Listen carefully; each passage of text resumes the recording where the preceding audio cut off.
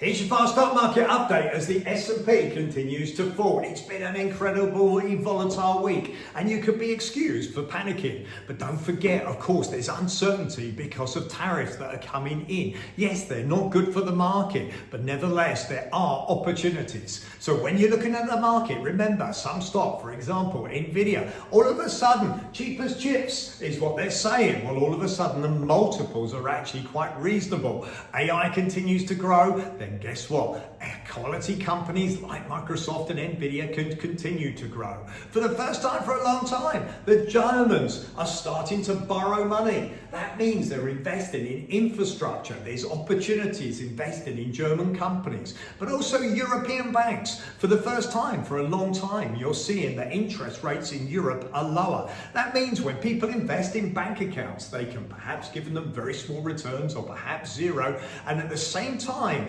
invest in the money in European or Euro denominated bonds, government bonds, like German bonds. And that means that for the first time, for a long time, banks in Europe are in a sweet spot. So if I was investing my money right now, I'd definitely look at quality tech companies. I'd be looking at companies in Europe, particularly the banks. And also at the same time, I'd have an eye on Asia. There's different companies that potentially have got a chance to do well. And you're seeing various companies leading with AI products. Okay, this time we're looking at a change in the world. We're looking at AI, we're looking at tariffs, we're looking at trade wars. But don't forget, when it comes to tech, whatever happens, there's still going to be opportunities for those companies to grow. I'd also be investing in fixed returns just to make sure that I've got some stability to my portfolio.